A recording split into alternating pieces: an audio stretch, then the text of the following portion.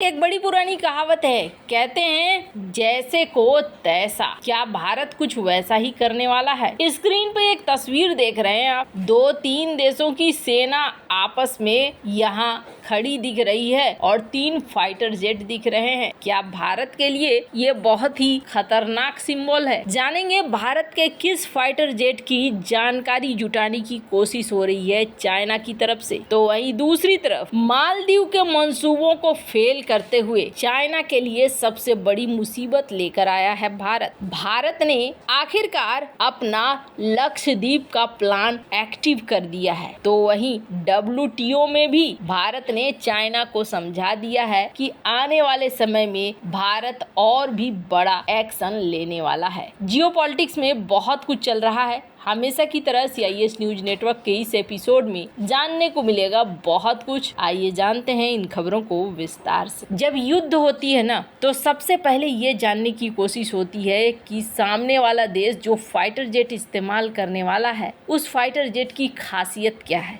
जब तक आपके हथियारों की खासियत छिपी रहती है, तब तक आप युद्ध में भारी रहते हो। अब चाइना क्या कोशिश कर रहा है? चाइना कोशिश कर रहा है खास तौर पर भारत और ताइवान के शक्तियों को जानने का, और जानने के लिए एक बड़ा ही आसान तरीका होता है, ऐसे देश के साथ दोस्ती बढ़ाओ जो देश उस तरह के फाइटर जेट रखते हों जो ये दोनों ही देश रख रहे हैं। अब ऐसे में चाइना को बड़ी आसानी से एक देश मिल गया है और वो देश है UAE। ये जो तस्वीरें देख रहे हैं, हाल ही में शिनजियांग प्रांत चाइना के अंदर फाल्कन शील्ड 2024 नाम का एक एयर एक्सरसाइज हो रहा है। और इस अभ्यास में कौन कौन है? इस अभ्यास में UAE है और चीनी वायुसेना है। चीनी वायुसेना ने जहां J-10C और J-16 को तैनात किया है, तो वहीं UAE की वायुसेना ने अपने मिराज 2000 फाइटर जेट को तैनात किया है। और खास बात क्या है? खास बात यह है कि मिराज 2000 चाइना का 2 प्रमुख प्रतिद्वंदी भारत और ताइवान दोनों ही इस्तेमाल करते हैं। इस अभ्यास में चीन को मिराज की ताकत को जानने का मौका मिलेगा। आपको बता दूं, UAE ने इन 3 विमानों को एक हवाई अड्डे पर जाते हुए दिखलाया।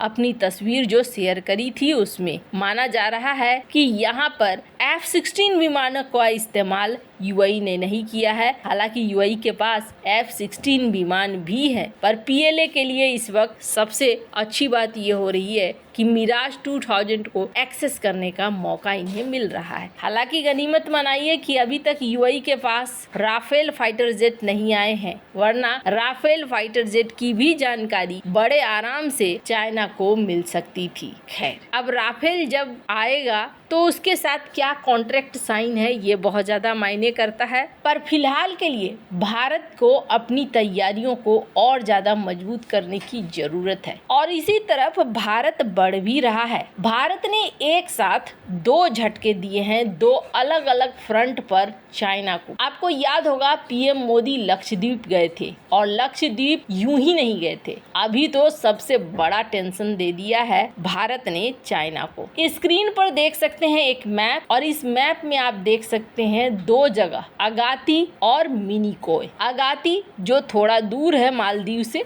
लेकिन मिनिकोय तो एकदम में नजदीक है। आपको बता दूं, अगाती में भारत का एक एयरपोर्ट भी है, या एयरफील्ड कहें, है, लेकिन ये एयरफील्ड उतना बेहतर नहीं है। हर तरह के विमान इसमें उतारे नहीं जा सकते हैं। मिनिकोय की जहां तक बात है, तो मिनिकोय में भारत का एक बेस बनाने की बात है, और इस बेस को एक्टिव करने की भी बात चल रही है। लक्षद्वीप के कवरवत्ती आइलैंड में भारत का पहले से एक नौसैनिक बेस है, INS दीपरक्षक, और यहाँ पर भारत अपने आप को मजबूत करके रखे हुए है। पर यहाँ लक्षद्वीप को लेकर अब एक नया प्लान आया है, और इस प्लान में PM मोदी की यात्रा के बाद भारत सरकार ने तय किया है कि अगाती और मिनिकोय दोनों आइलैंड पर 2 नए एयरफील्ड्स बनाए जाएंगे। अगाती पर मौजूद पुराने रनवे को सुधारा जाएगा, बढ़ाया जाएगा, जबकि मिनिकोय आइलैंड पर नया रनवे बनाया जाएगा। फ्यूचर में मिनिकोय द्वीप पर नौसैनिक बेस INS जटायु को आधुनिक किया जाएगा। इस बेस की दूरी मालदीव से 524 किलोमीटर है। इस बेस और रनवे में भारतीय सेना, वायुसेना, नौसेना मालदीव और चीन की हरकतों पर सीधी नजर रख पाएंगे। अगाती आइलैंड की एयर स्ट्रिप को अपग्रेड किया जा रहा है ताकि भारतीय सेनाएं हिंद और अरब सागर में शांति स्थापित कर सके। इसके अलावा अगर यहाँ पर सेना है तो समझ लीजिए कि सेना पूरे इलाके पर नजर बनाकर रखेगी। चाइना यहाँ पर पहुँचता है, मालदीव में कौन कौन से कारनामे करता है और भारत के लिए कौन सी घटना घट सकती है, इन सब पर नजर तो रखेगा ही। साथ ही पर्यटन को भी बढ़ावा मिलेगा। पर्यटन को कैसे बढ़ावा मिलेगा? यहाँ पर घूमते समय लोग सुरक्षित महसूस करेंगे।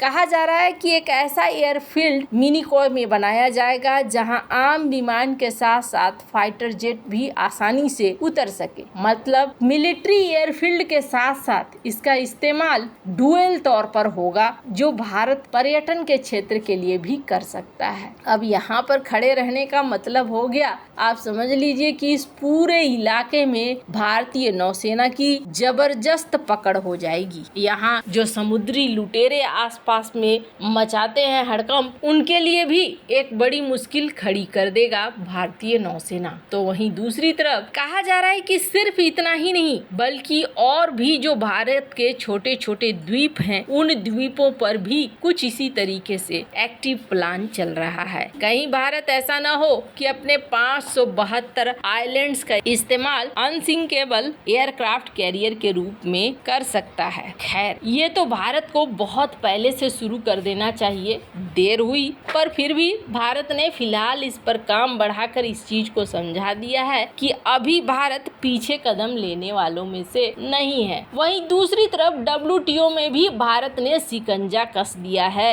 WTO में भारत ने ये मुद्दा उठाया है कि चाइना और मेरे बीच यानी कि भारत के बीच में व्यापार का जो घाटा है ये बहुत ज्यादा है और ये जो प्रैक्टिस चाइना कर रहा है ये प्रैक्टिस गलत है। चाइना को इस चीज को सुधारना चाहिए। अब चाइना क्या सुधारेगा इसमें? तो दरअसल एक तो भारत के सामान को खरीदे ज्यादा, दूसरा जो सस्ती चीजों को डंप करता है भारत में वो डंप करना बंद करे। हालांकि आपको बता दूं ऐसा ही यूरोपीय यूनियन ने भी कहा है। यूरोपीय यूनियन कह रहा है अपने व्यापार को बढ़ाने के लिए चाइना गलत तरीकों का इस्तेमाल कर लेता है। पर ये क्या है, WTO में तो चाइना सुनेगा नहीं। पर इतना जरूर है कि भारत ने यहाँ आगाह कर दिया कि आने वाले समय में चाइना के द्वारा चाइना से आयातित यानी खरीदे गए माल पर भारत का एक्शन बड़ा होगा। वैसे आपको क्या लगता है, भारत जो ये दोनों चीजें कर रहा है क्या ये सही है या नहीं है? कमेंट कर अपनी राय जरूर बताएं। जल्द मिलते हैं अगले वीडियो में नई खबर के साथ।